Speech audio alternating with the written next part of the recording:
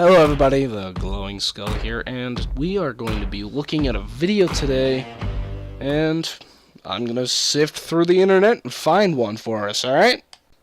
Alright, this looks interesting. It's a fem frequency thing. It says number 5, the mystical pregnancy, tropes versus women. So, this is gonna be interesting. Let's A trope watch. is a common pattern in a story or a recognizable attribute in a character that conveys information to the audience. A trope becomes a cliché when it's overused. Sadly, some of these tropes often perpetuate offensive stereotypes. One thing I love about speculative fiction is its ability to explore difficult topics. Because of its separation from our current time frame, it can comment on socioeconomic and cultural issues in really engaging and interesting ways. But one thing that I've learned from watching a lot of science fiction and fantasy television is you never, ever want to get pregnant on TV.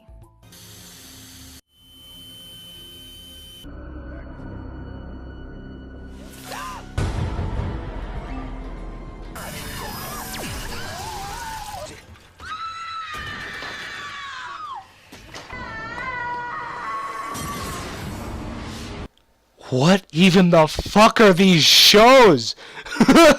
Like, what is she watching? This is... There was Demon Baby, and then dude with a sword gonna chop up your child, dude, baby place. Oh, my head already hurts. Some of our most celebrated female characters come out of the sci-fi genre, but it's not all sunshine and roses. It's common practice for Hollywood writers to have their female characters become pregnant at some point in their TV series. Women becoming pregnant? Sexism? Call the presses? Alert? Fucking New York news shit? Alert CNN! We must get this out to the press. Women and pregnant women equals sexism. These storylines are almost always built around women who have their ovaries harvested by aliens, who serve as human incubators for demon spawn. Basically, the characters are reduced to their biological functions. I'm sure you've seen this trope many times. Literally, what the fuck? What the fuck? Ovaries harvested? Alright. I need a break. The fuck? Before. Remember back in the mid-90s on the X-Files when FBI agent Dana Scully found herself abducted and forcibly impregnated, which of course later culminated in a hybrid human-alien child. More recently, on the second season of Battlestar Galactica, Starbuck had her ovaries harvested by the Cylons in an attempt to create human Cylon embryos. Then we have Gwen Cooper, co-star of the Doctor Who spin-off Torchwood, who was bitten by an alien one night, and the next morning she wakes up to find herself extremely pregnant with the... Alright. How do you become extremely pregnant? Somebody want to answer that for me? I can understand you could become pregnant or pregnant. There's only one form of pregnancy, just being pregnant. You can't be extremely pregnant. Oh, I'm a little pregnant, you know. I'm only a little pregnant, it'll be fine. The fuck is this shit? Alien spawn. This trope was inflicted on Cordelia from the Buffy the Vampire Slayer spin-off show Angel, not once, but twice. Vala in Stargate SG-1 is forcibly impregnated, and she is made to birth a rapidly aging child thing. Hello, Mother. I heard that children grew up quickly, but this is ridiculous. Xena and Gabrielle both have had baby troubles of the mystical variety at different times in Xena Warrior Princess. On the show Fringe, Olivia's alternate reality doppelganger, Folivia, finds herself at the center of a kidnapping conspiracy to accelerate her pregnancy in order to extract the blood of her newborn baby, which will power a doomsday device.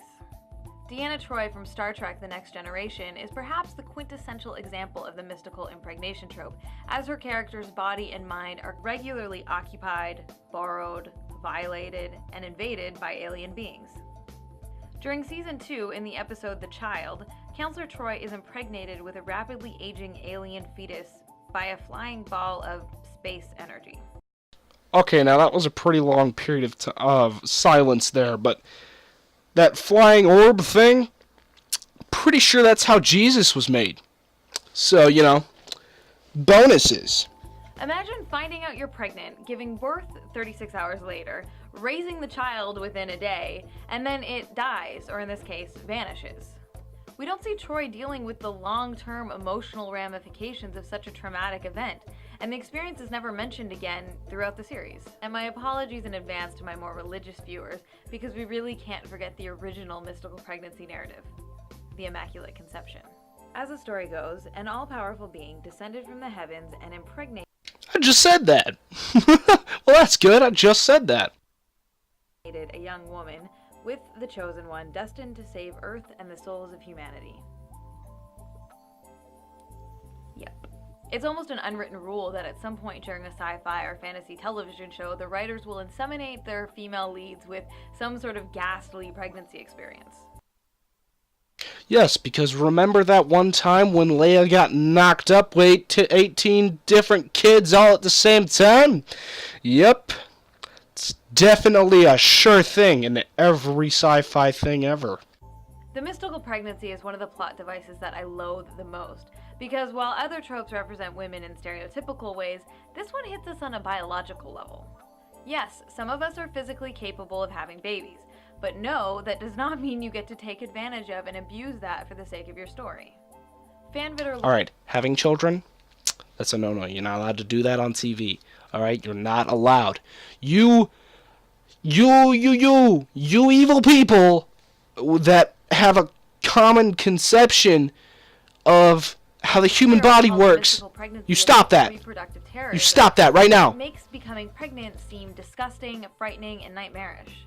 Laura goes on to say, the problem from my point of view is that pregnancy and birth are natural processes that are being distorted into torture porn.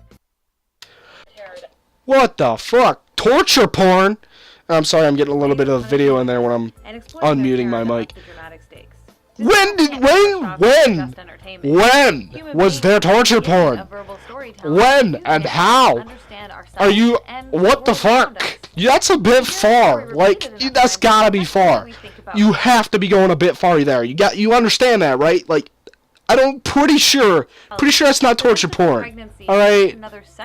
Pretty sure. Like, 72% sure. These are especially striking at this point in American history because women's reproductive rights, which have always been threatened.